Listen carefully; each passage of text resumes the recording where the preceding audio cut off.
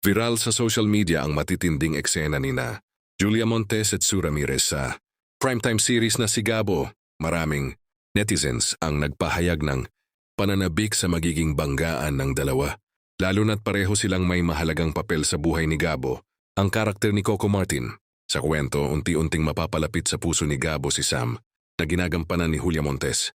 Sa paglipas ng mga eksena, lilalalim ang kanilang samahan at mabubuo ang espesyal na koneksyon sa pagitan nila na siyang magpapakilig sa maraming manonood.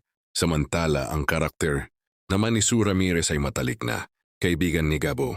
Ngunit sa kabila ng kanilang matagal na pagkakaibigan, lihim niyang kinikimkim ang matinding pagmamahal para rito. Dahil dito magiging masalimuot, tigang sitwasyon sa oras na mapansin niyang unti-unti nang nahuhulog ang loob ni Gabo kay Sam.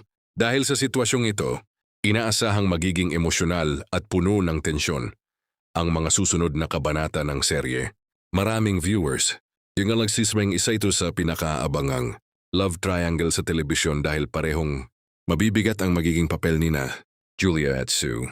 Sa social media, kapansin-pansin, ang dagsa ng komento mula sa mga fans na excited na makita ang tapatan ng dalawang mahuhusay na aktres. Marami rin ang nagpupuri sa kanilang pagganap at naniniwalang lalo pang iinit ang kwento sa mga darating na linggo.